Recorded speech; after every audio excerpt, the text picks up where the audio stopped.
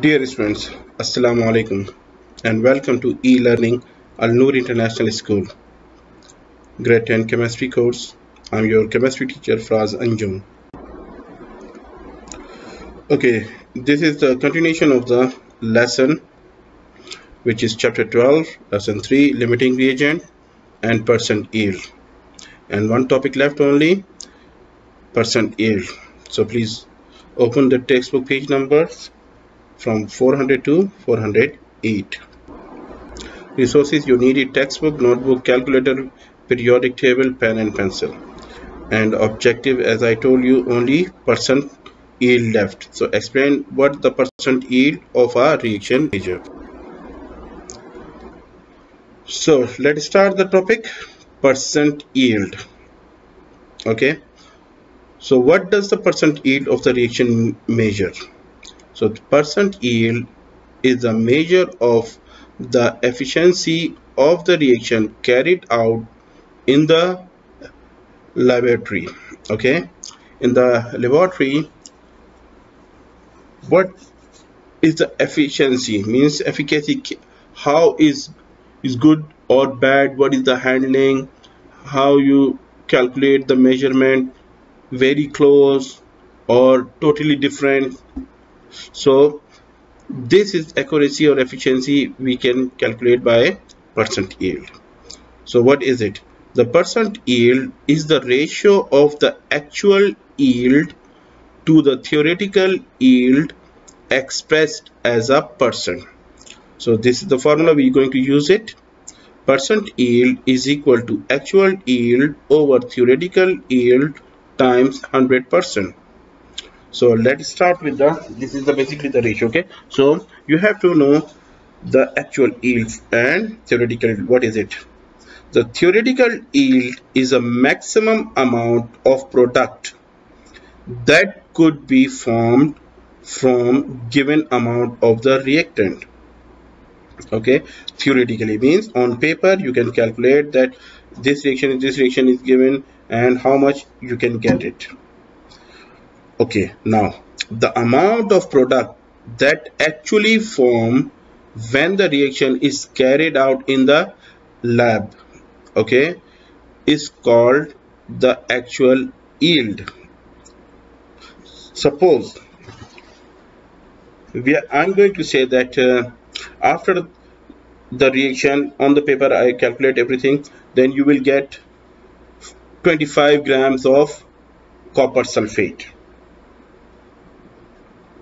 But when you go in the lab and after preparing the reaction everything you get 24.5 grams of copper sulfate. Is very close, very good, but not the 100%. So it means something happened there, that you mishandled, or maybe your weighing or balance is not good, or the reagent is not good. So all depend on this one. So what you did actually in the lab, this is called actual yield, and what you're going to do in the on paper, this is called theoretical yield. So how you going to calculate it? Actual yield, what you're going to in the lab, what is the result of the in the lab, you're going to put on top, divided by after theoretical means calculation on paper. On paper, what is the result? Put it down, divided by 100, you can get the percent yield.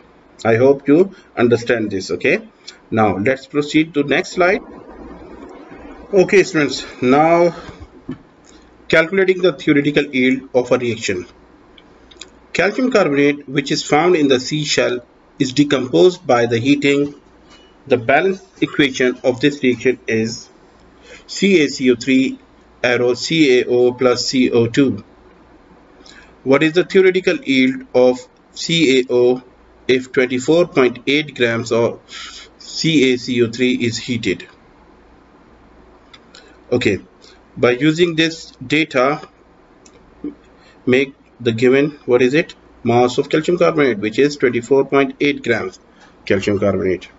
Okay, by using formula you can calculate the molar mass of calcium carbonate, and you know how one atom of calcium times atomic mass 40 plus 1 atom of carbon times 12 plus 3 atoms times 16. Calculate, it will give you 100.1 grams of calcium carbonate. Okay, after that calculate the molar mass of calcium oxide.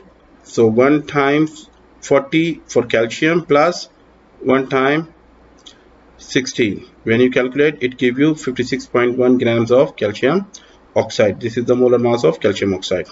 Now from the chemical equation you can see that he asking the calcium carbonate and calcium oxide, the molar ratio or mole ratio, okay, which is 1:1, and required is theoretical yield of calcium oxide. So theoretical yield of calcium oxide needed in grams.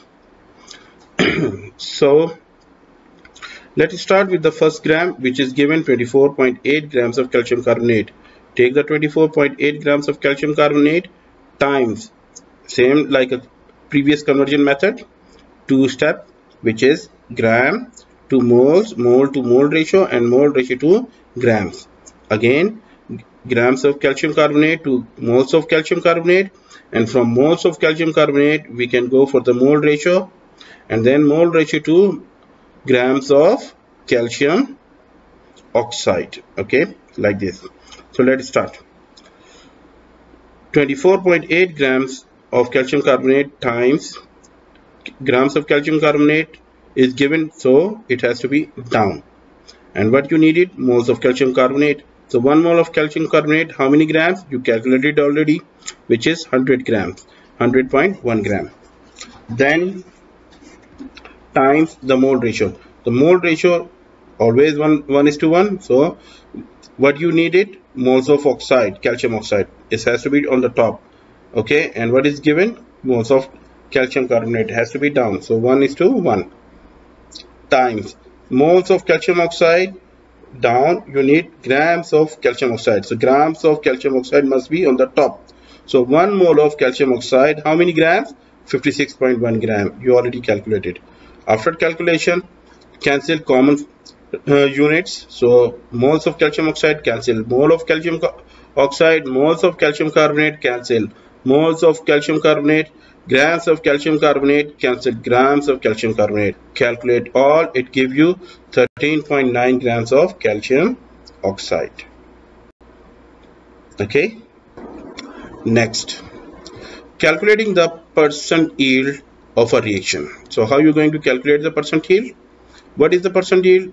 If 13.1 grams of calcium oxide is actually produced when 24.8 grams of calcium carbonate is heated. So it means in the lab, okay, 13.1 grams of calcium oxide produced. Okay, and how many grams of calcium carbonate is heated? 24.8 grams. So let us start. This is your chemical equation, and by using the question, what is the actual yield? 13.1 grams. Okay, and what is the theoretical yield?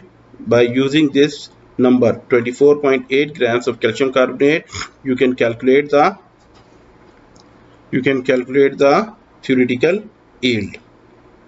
Okay, and remember from the previous problem we already calculated, so no need to take another one. So how much on that time we calculated? 13.9 grams of calcium oxide we calculated. So what you needed? Percent yield. Remember the formula, percent yield is equal to actual yield, which is in the lab, theoretical yield, which is on paper. Okay, so how much the actual yield? It given you 13.1 grams. So 13.1 grams of calcium oxide. Put here 13.1 grams of calcium oxide. What is the theoretical yield? Okay, is given by the, we calculate the theoretical yield and in the previous problem. So put here 13.9 grams of calcium oxide. So grams of calcium oxide cancel grams of calcium oxide. When you divide 13.1 over 13.9 time 100 give you 94.2 grams. So means 94.2 grams is percent yield. This is actually you yield in the produce in the lab. I hope you understood this. Easy one. Now this is your problem. Okay, note down on the notebook, calculate it. What you get the answer, write on the comment, then I will check. One thing remember boys, that many factors cause the percent yield to be less, like this, that 94%. Why 94? Why not 100%? So the logic is the reaction do not have always go to the completion. When a reaction is incomplete, less than the calculated amount of the product is formed. Second thing, impure reactant means contamination there, or competing the side reaction may cause the unwanted product to form.